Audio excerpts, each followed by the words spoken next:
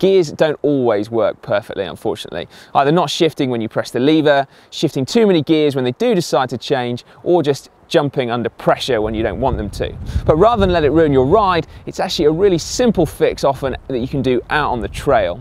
And that is because gear cables stretch as they get old, which means that the derailleur sits in a slightly different position to where you want it. So for example, at the back under the cassette, it might mean that the derailleur sits slightly off center under one of the cogs. So it would be rubbing on the next biggest gear, meaning that it could shift when you don't want to, or if it's further down, then when you click, the derailleur doesn't move quite far enough. To fix it, all we need to do is add a bit more tension to the cable. And to do that, we need to find our barrel adjuster. So they're either at the back here on the derailleur, or in this instance, they're at the handlebars.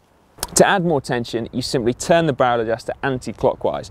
So for example, here at the lever, it feels like I'm turning it away from me, about a quarter of a turn. Now, the best way to do it is to pop your chain in the smallest cog and then start your adjustments from this position. Shift up one, does it go? Shift up again, a bit slow there, so I'm going to add more tension, so a quarter turn away from me, back down, still a bit slow, a bit more.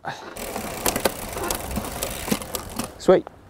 Now, admittedly, it doesn't always go this smoothly, and there are one or two things that could cause you some more problems.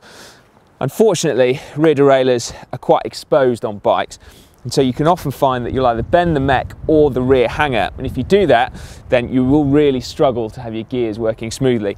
So crouch down behind the back of the bike and make sure that the derailleur is hanging completely vertically. You'll be able to see it if it's not. The other thing that causes problems with your shifting is old worn gear cables, and you can feel that because it's heavy when you try and shift. If you have to push too hard, then there's too much friction in the cables, and so when you try and shift down a gear, the spring at the rear derailleur won't be strong enough to pull that sticky cable through, and then you get really, really dodgy gears as well. You don't often find that you have to make trail adjustments to your front mech. If you only got a single ring, then that'll be why. But here, where I've got a triple, the only reason would be to add a little bit more cable tension if I'm struggling to change up either into my middle ring or my big ring. But it's exactly the same principle. You add a little bit more tension and then the derailleur is able to move a little bit further. You'll have noticed, I'm sure, there are other adjustments you can make to derailleurs, like these screws here, which are the high and low adjustment screws, the same on the rear derailleur as well. But you should probably leave these well alone on the trail side, because actually once they're set up properly in the work stand back at home, then actually they'll never move out on the trail.